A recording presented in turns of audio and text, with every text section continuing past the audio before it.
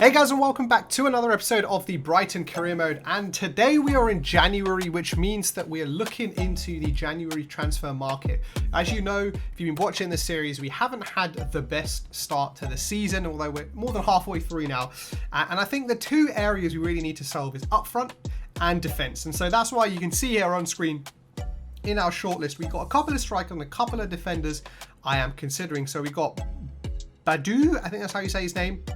Or Timothy Weir, again, a very pacey striker.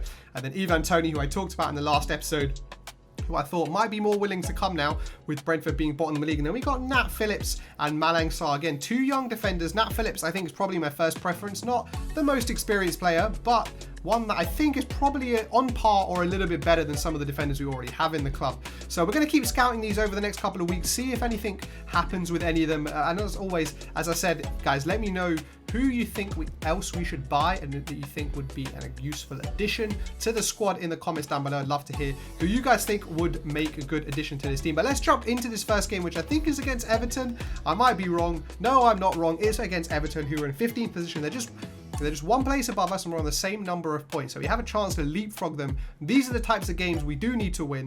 So let's jump into it and let's see how we do against this Everton team. Well, it looks like the winter fun is here. It is snowing here at Goodison Park. This is the first time I've seen this kind of like cutscene where it's in the snow and we're playing. Oh my God, this is a weird experience. The graphics look weird. This is next gen graphics. The lines are orange, which is interesting. I'm not sure how this game has gone ahead, but here we are. It's going to be a very tough game, very tough conditions. Neal Maupay, come on, he finishes it in the snow. Come on, can I do a knee slide celebration? Ah, no, he does a flip, which must be freezing cold. You know, none of them are wearing gloves. You know, my team, my Brighton team, we're hard men. We don't be wearing gloves even when it's snowing like it is today. But we take an early lead. Come on, that's exactly what we need. Get money, then we lay low. Trossard finishes it. Come on. 2-0. These conditions are ridiculous. I don't know how it's coming across to you guys on the video, but it's very weird to play in. But Neal Maupay there gets the ball out to Solly March, who came in for Cucurella this game. Into Trossard. Past the goalkeeper. 2-0. Come on. What a goal. Oh, wow. They worked that very well. And it is the sea imitator himself, Andros Townsend. I think it is Andros Townsend. Yeah, he gets one back. It was a nice bit of play. They cut it back. Well, look at that. No one was marking Andros Townsend. And yeah, his left foot's pretty deadly. Oh, they pull one back. Come on, let's keep it. Let's keep things tight. Come on, we want to get a win here. We're into stoppage time now. Yes, come on.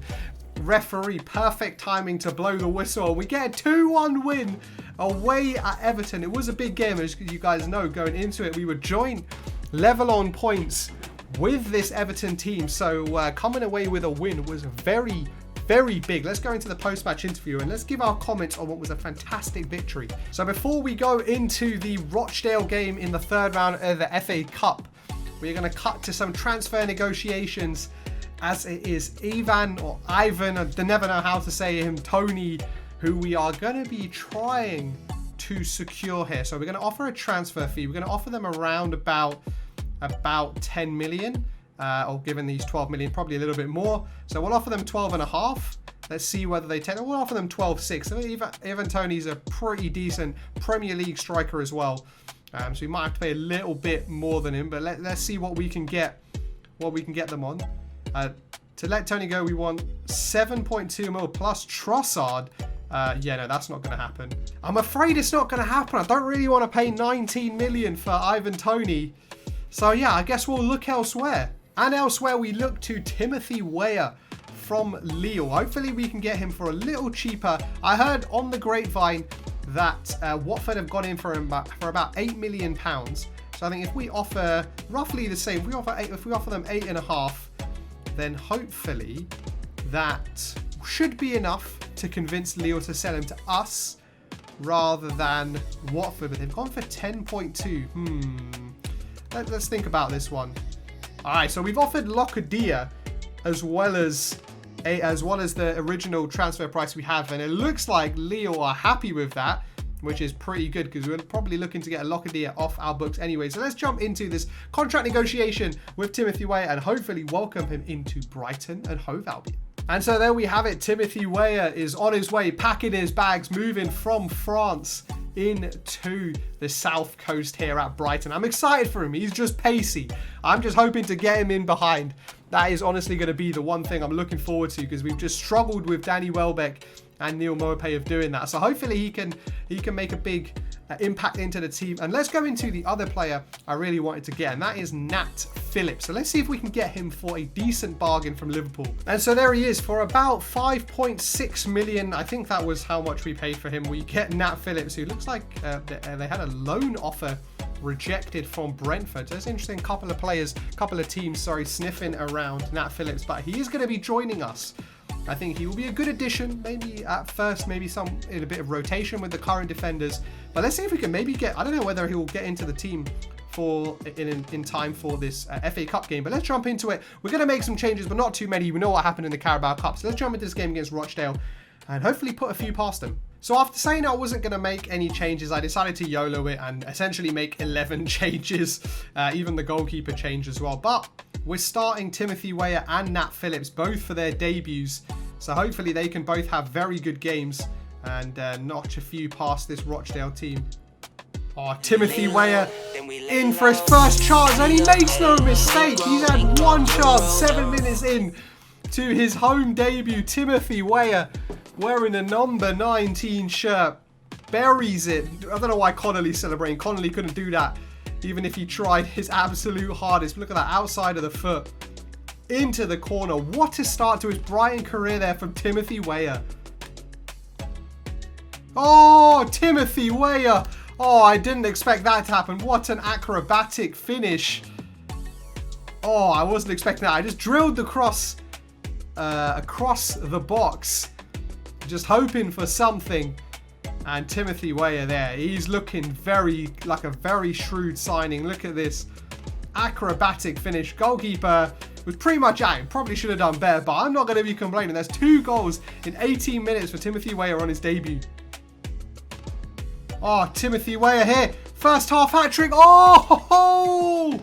Okay, Timothy Weir with a first half hat-trick on his debut. Jeez, he's showing he is not playing around here at Brighton. Look at that. Fantastic finish. Run in behind. That's what we needed, just to play with some pace. And his finishing has been immaculate. 3 shots, 3 on target, 3 goals. Fantastic from Timothy Weir. Well, Nat Phillips got done there on the wing. Look at this. He was able to just get past his man. And I don't know, well, I guess it was a backwards pass, right? So that's why it wasn't offside. But that ball was able to get across our defenders a little bit too easily. This defensive trio or back 5 probably don't have too much chemistry, having, I don't think, ever played together this season. So that's probably maybe partly why that happened. But it's okay. Things are still looking up for us. We're not in trouble just yet. So it's time to take the hat-trick man off Timothy Weir. He's shown enough in this first game that he's probably going to be starting the next one, whoever we're playing next in the Premier League. But I thought, you know what, why not save him? It is his debut. He's already scored a hat-trick. His work here is definitely done. Oh, Danny Welbeck. Oh, he did so well. Did you see that piece of skill? It was nice to just faint past the defender, but couldn't put it in. But it doesn't matter. That first half hat-trick from Timothy Weir, as you can see there, 3 attempts, 3 goals on his debut. Can you ask for more? You really can't ask for more, can you? What a fantastic performance from him. Look at this. That was his first goal. Great all-round performance from him. We'll take that. We will definitely take that. Looks like that could be a very shrewd signing. That could be Timothy Weir. So we're going to end off this episode with a very strange transfer request thingy with Crystal Palace, who, remember, our rivals, coming in for Pascal Gross on a short-term loan. We're definitely going to reject that, given Pascal Gross has pretty much played every single one of our games in central midfield. But I'm going to leave this episode at that. Hope you guys enjoyed this one. It looks like finally we might have turned a little corner in our form. As you can see there, we're in 14th place with 24 points. We're not too far off the teams up ahead of us. So maybe, again, carrying on winning will hopefully help us climb the table even more. But as always, guys, let me know who you think we should sign in the rest of January, you think will be a useful addition to the team. And as always, subscribe if you're new to the channel and if you're enjoying this Brighton Career Mode series. And thank you all for watching, and I'll catch you guys on the next one.